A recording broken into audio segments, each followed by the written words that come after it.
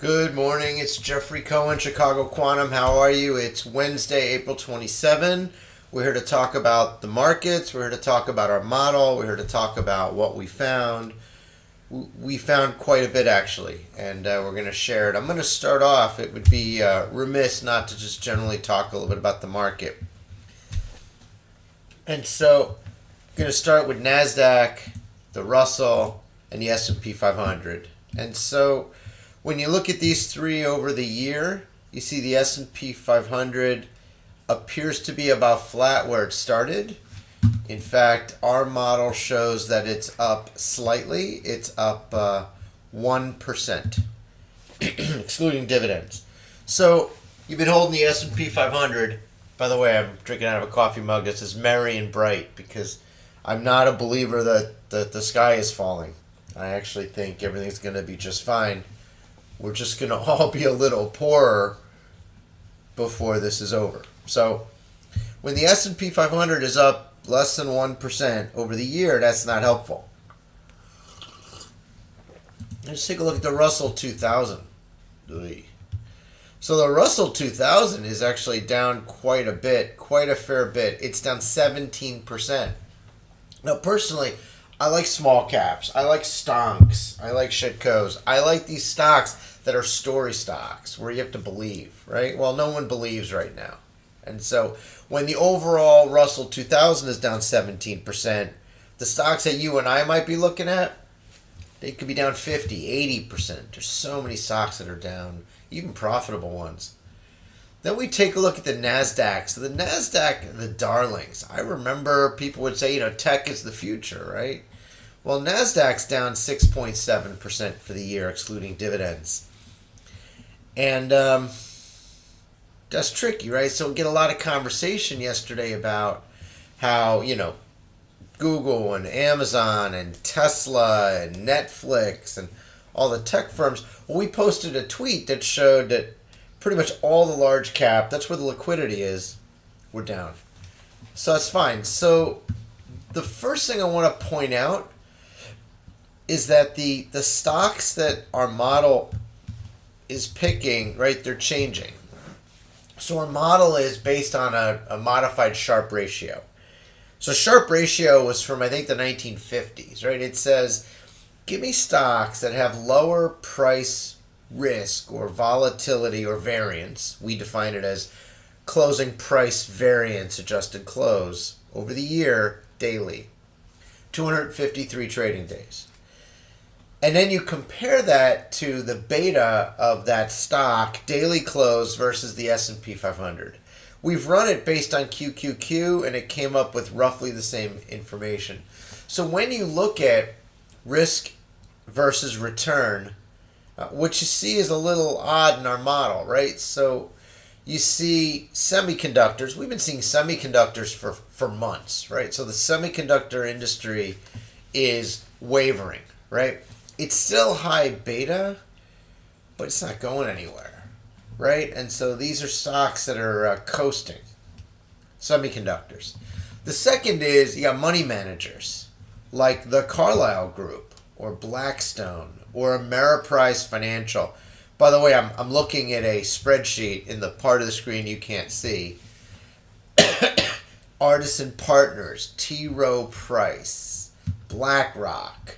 These are the stocks that have been very weak. And you know what? They're probably going to do just fine moving forward, right? I mean, that's the problem with a model that looks backwards, right? So money managers look great because of all the assets under management. AUM, where they're paid. Or deals that get made. Or SPACs that get issued, right? This generates enormous amounts of profit for these money managers. Well, until the money in the market is worth less, right? And so you've got rear view mirror, semiconductors, money managers. And now who do we see? I'm always surprised. The QQQ, we stuck in different indices and different non-common stocks to see how they do.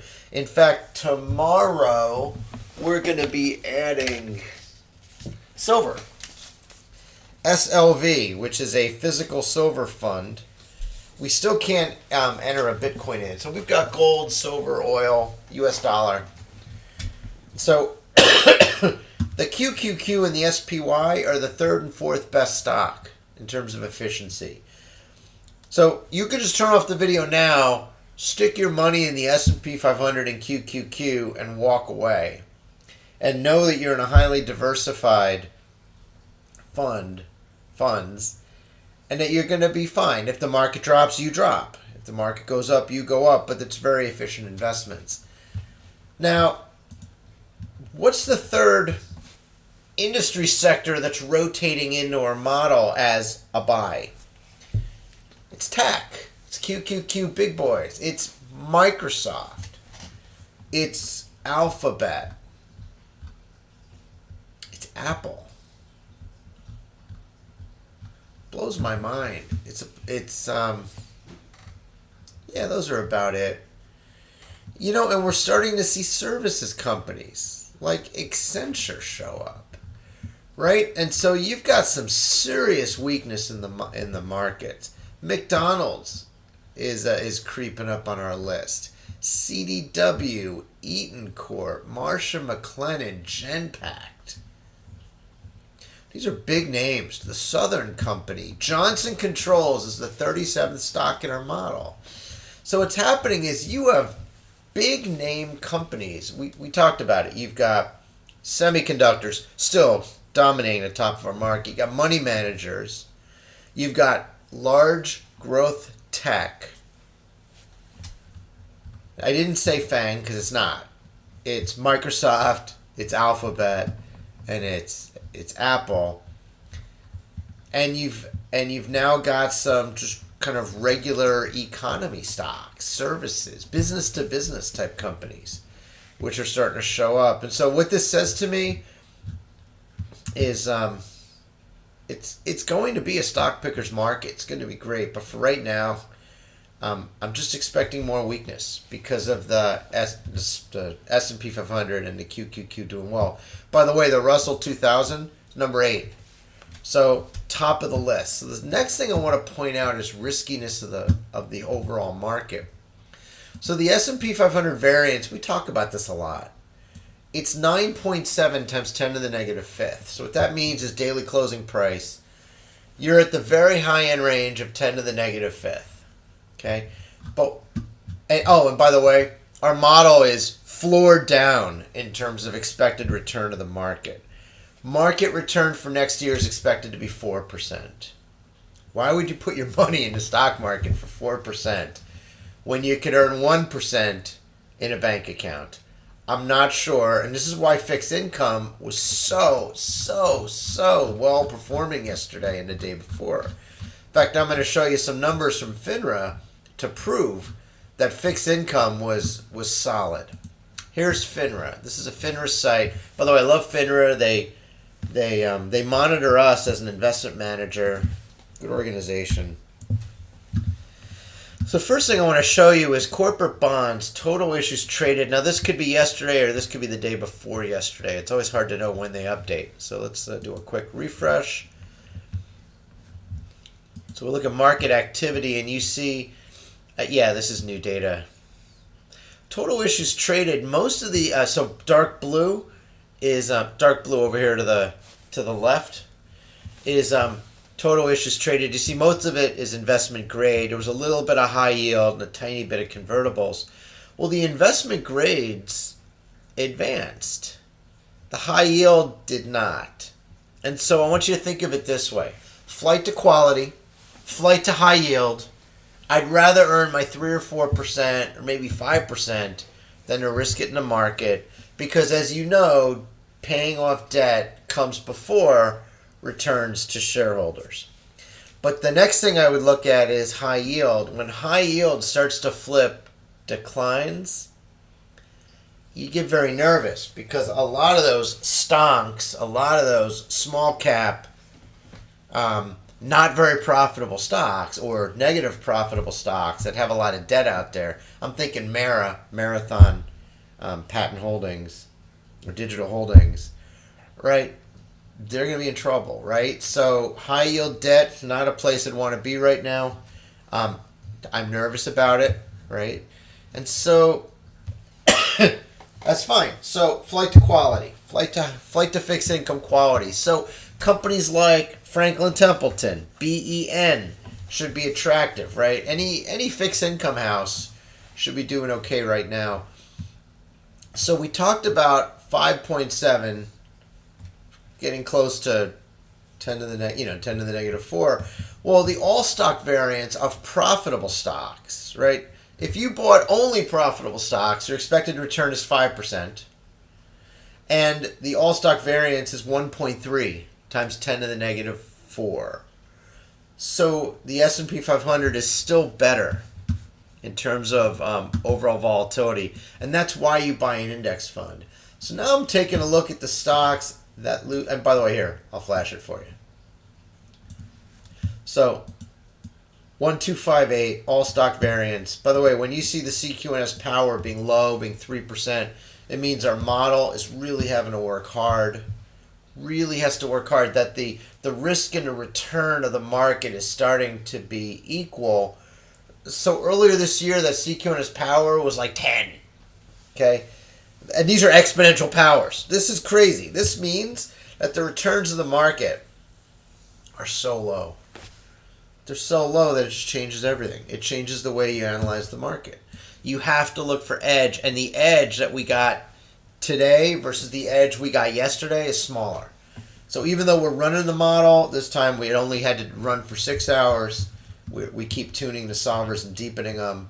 We hit equilibrium. We had a genetic algorithm run for like 200 generations and not find an improved portfolio. So now let's look at the money losers, the dog stocks, right? These are stocks with negative net income.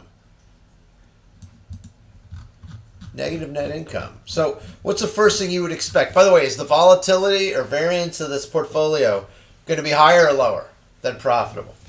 Remember, profitable was 1.3 times 10 to the negative 4. Come on, guess. Say it out loud. Tell your friends. All right, fine. 3.6 times 10 to the negative 4. So you're almost triple the variance if you hold money-losing stocks. But you do expect an extra 1.5 of return. 1.5% return. So let me ask you something. You're out there, you're fighting in the wars, you're investing. Do you want triple the stock variance for a 1.5% more return? I mean, maybe you do. Maybe you're young and you're excited and you want to get out there. But I don't know. For me, unfortunately, of my 3 personal holdings, which are small, they're like 4% of my portfolio, maybe 5%. They used to be 6%, and now they're probably like 4% because they've fallen a third. Right? 2 of those lose money. I'm in them because they could be 3 baggers. They could triple. They really could triple. But they could also go to 0. They're very high risk. But if you're investing, widow and orphan money, I don't know that you want to be in money-losing stocks. So it's important. Here's the proof, right? All stock variance, and this is 895 tickers that lost money, that passed our validation and lost money. These are dogs. So the other thing I want to talk about is who are the dividend stocks that you should buy, right? If you look at the thumbnail of this video, it's the dividends to buy now. Don't buy any. Don't buy any stocks today. If you're going to buy something, you buy the QQQ or you buy the Spider, the S&P 500. Us, we're in Vanguard. Just buy a low-cost index fund and walk away. Because right now, there's not a single dividend stock that passes our validation. The closest is the Carlyle Group. The Carlyle Group returned a 2.1% dividend last year. It's not bad. But it's not better than the S&P 500. And so what I'd say is there's not a single stock to buy today. So that's probably not a good sign for the model, for the markets. Let's take a look at our money-losing stocks. Sometimes they have stocks that could be attractive. So let's take a look. Nope. There's not a single money-losing stock that is a better risk-return profile than the QQQ or the SPY. So this is not a stock picker's market right now. And I'm sorry to tell you. So let's take a look at crypto. Maybe crypto's good, right? So you got Bitcoin at 39,000, which is always interesting, right? You know, I know the visuals of like Bitcoin at 40,000 and they're starving, or Bitcoin at 40,000 and everyone's doing great. Well, Bitcoin's been pretty flat, and that's not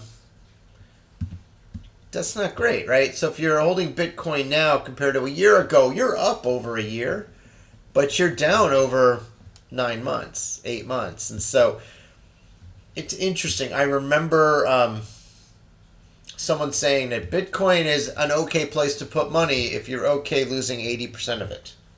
Well, it sounds like the stonks that I follow. Some of those are down 80%. SPACs, right? Oh, let's come out with $400 million market cap for a company that doesn't have any earnings and is in bad shape.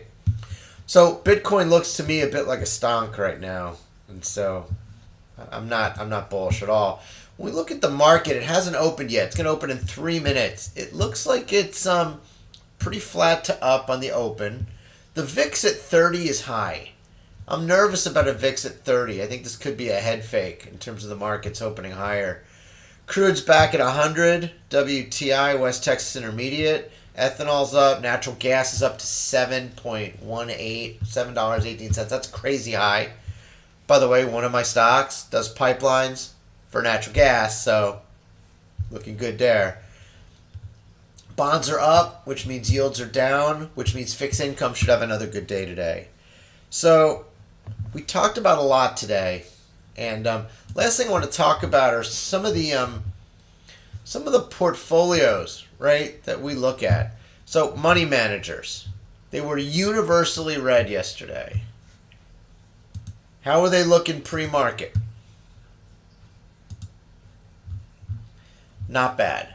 So money managers looking good pre-market.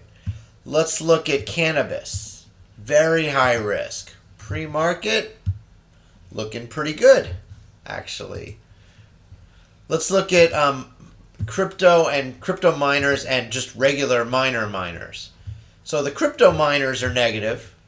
The miners, the real miners, are positive. By the way, we like Cleveland Cliffs the way they're being managed. I'm not saying the stock is a buy, but we like Cleveland Cliffs. Chips and semiconductors. How they doing? Oh, it's an ugly day for chips and semiconductors and large cap, tech. How's specialty retail and furniture? Specialty retail, it's up. It's up. And by the way, furniture, Flex Steel, FLXS, we like this company too. We like the way they're managed. Very conservative. We like it. I'm not saying the stock is a buy at this price, but I like it, and it's up pre-market. So we talked about two interesting stocks there, Cleveland Cliffs and Flex Steel. All right, have a great day today. Market's opening in 30 seconds.